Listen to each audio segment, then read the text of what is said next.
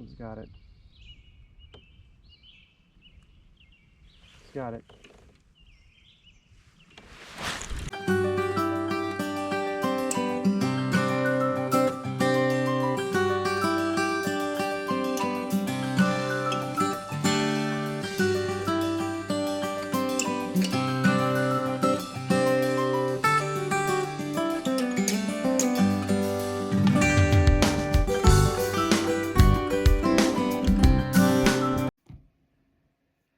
Hey everybody from YouTube.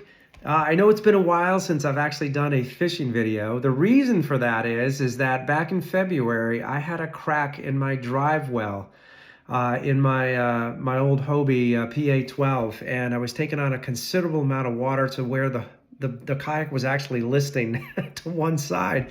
So we found out I had a crack in the drive well. I had to wait quite a while for Hobie to replace the hull. And I just got it back a couple of weeks ago, and it took me 2 weeks to get this thing fitted out again with all my new stuff. I'm gonna have a whole nother video that's gonna talk about the crack in the drive well, the whole experience with Hobie, the whole warranty thing, you know, and I'm also gonna talk about basically the kayak industry in general, and if you're looking for a high-end kayak, what things that you need to look out for. So I'll cover that in a separate video. This video is about LiveScope. So I did something crazy. Back early in the year, I invested in a Garmin LiveScope Plus System. And I had a lot of folks at the fishing show I talked to, and they just said, this is like a game changer. You got to check this out. They absolutely sold me on it. So I went and bought one. I said, oh boy, I hope I did the right thing. So over the weekend, I took it out for the first time. My new Hobie kayak with my LiveScope system on, and it was a game changer. I hate that word, game changer. But it was a game changer, and it's going to change the way I fish in a very positive way. And I wanted to walk you through my first impressions of having this thing out here. So I'm going to do a comparison. I'm going to do a comparison of, I went fishing on Saturday, what would have happened if I didn't have LiveScope versus what did happen because of LiveScope, right? So let's go through that.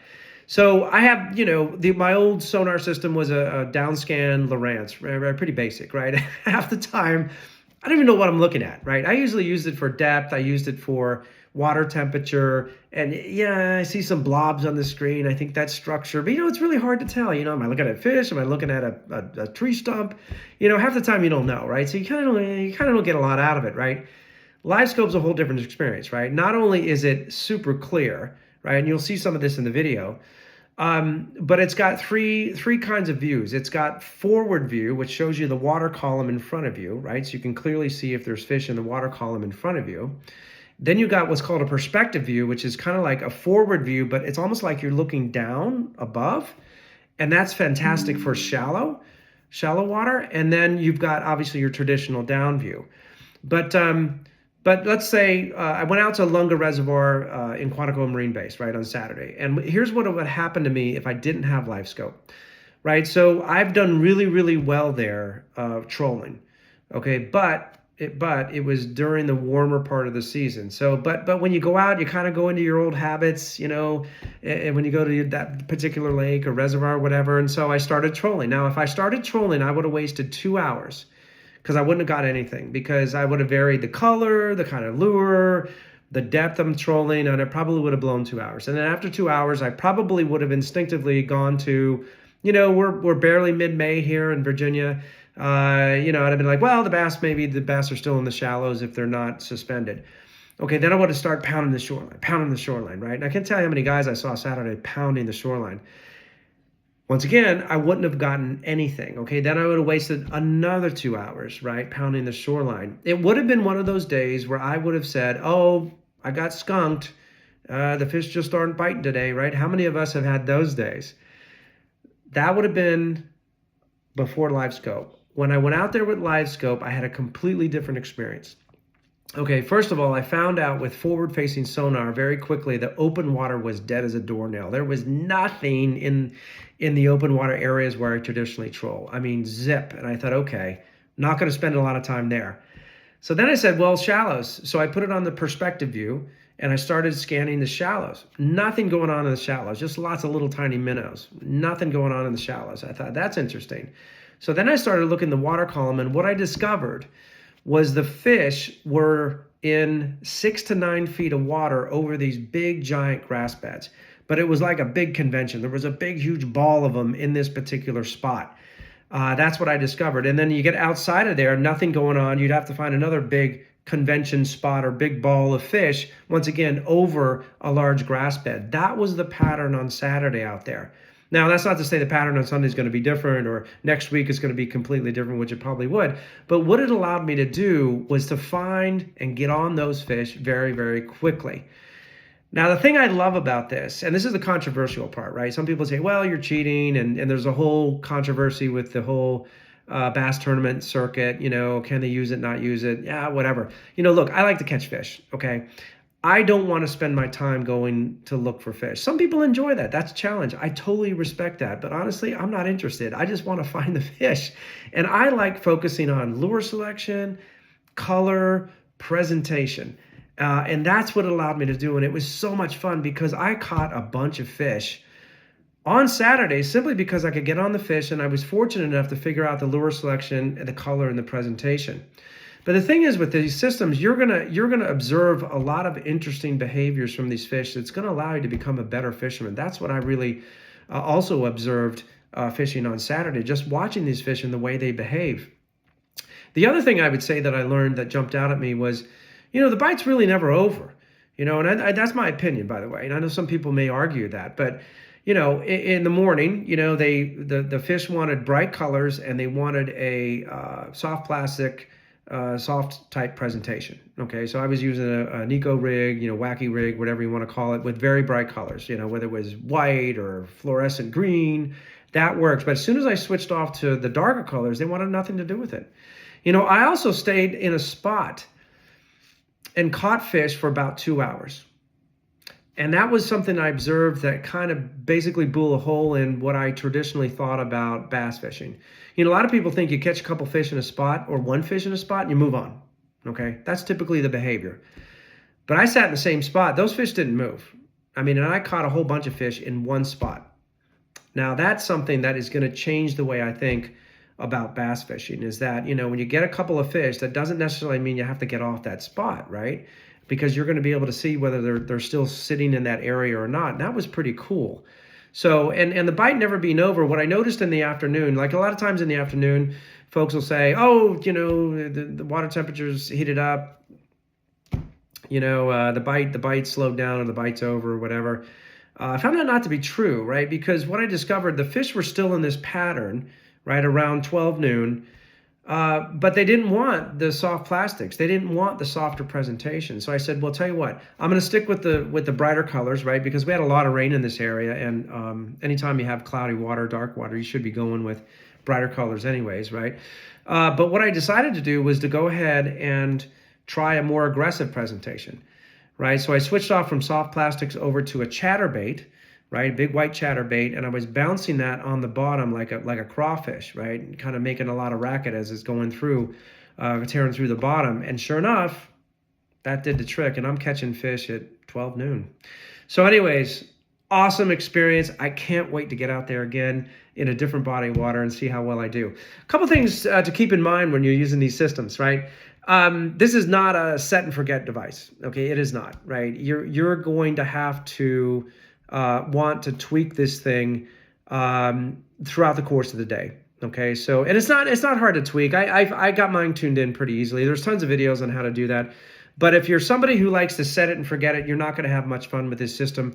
Also, Garmin has some like auto settings. I would encourage you not to use those auto settings. You're going to want to tune this thing through the course of the day, because cloudy conditions, tune it one way. Sunny conditions, tune it another way. As you move spots, you're going to want to tune it, adjust it as you move on. It's not a big deal, but you just got to get used to that. The other thing is that these systems are very expensive. So you really got to be into this. You really got to be committed to it. The battery I have, the battery plus Garmin LiveScope Plus System, the transducer plus the black box, and the Garmin, I got the Garmin Echo Map, the medium screen, not the big giant one, not the small one, but the medium one. All of that, $4,000, right? So you want to make sure that you're going to stay committed to this and you're going to get use out of it. But the one thing I would say also, and this is my opinion, by the way, you hear a lot of people say this, but you don't need to stare at the screen. Okay, people are like, well, I want to see what my lure is doing. I want to see how the fish react to my lure. You don't really need to do that, in my opinion, because once you figure out where the fish are, get your eyes off the screen and go back to fishing. Because whether or not those fish are going to hit your lure has nothing to do with you staring at that screen. You're better off not staring at the screen, right? So, you know, focus on hook set, focus on the kind of lure, focus on the color, focus on the presentation. They're either going to hit it or not. You don't need to stare at the screen to figure that out. So anyways, that's what I learned. Awesome experience. I can't wait to go out again. But anyways, let's get to the LiveScope action. Okay, folks, here you can see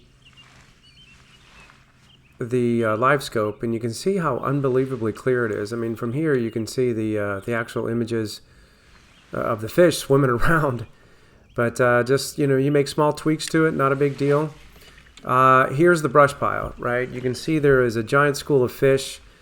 There are larger fish underneath it, and below that is an actual big grass pile. So this is the spot where I basically fished for probably over 2 hours and caught a pretty much a variety of everything in this one spot. It was just absolutely amazing.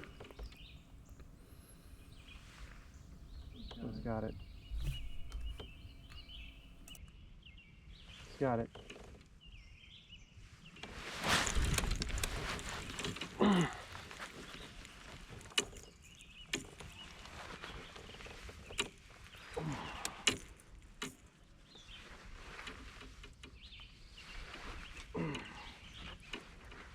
Nice bass.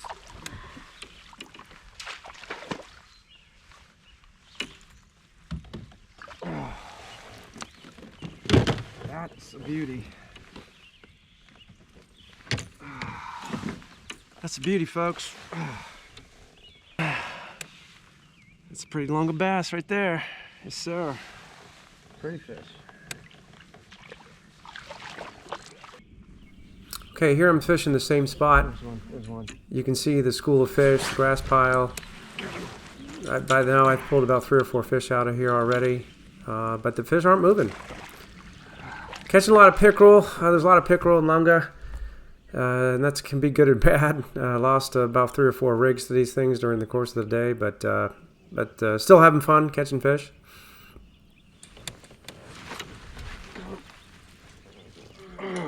Oh yeah.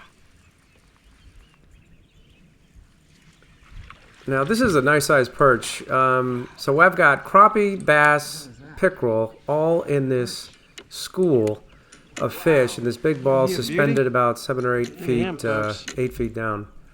Nice. And like I said, there was big balls of these fish located in different parts of the lake, and the LiveScope really helped me locate where these balls were Beautiful perch across the entire reservoir.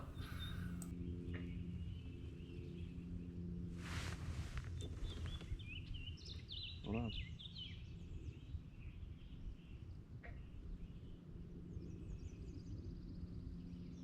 There, he's got it.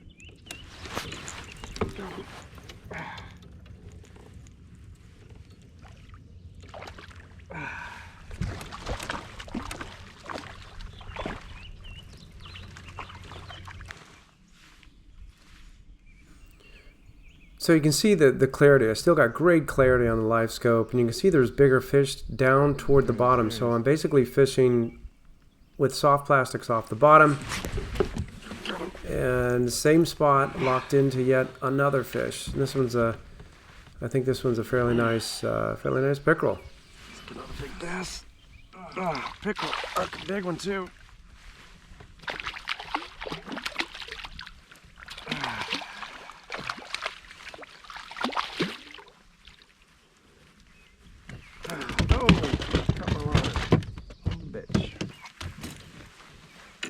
Nice one.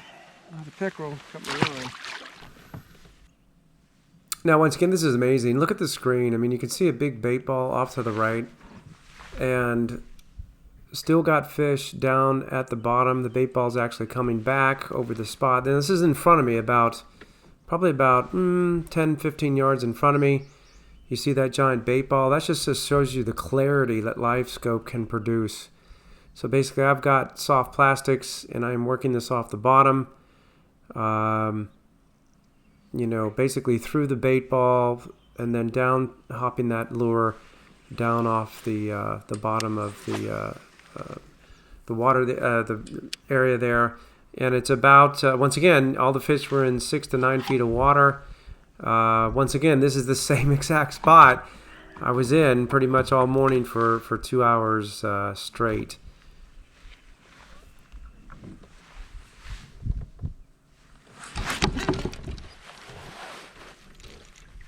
Got him. Oh, this is a good one.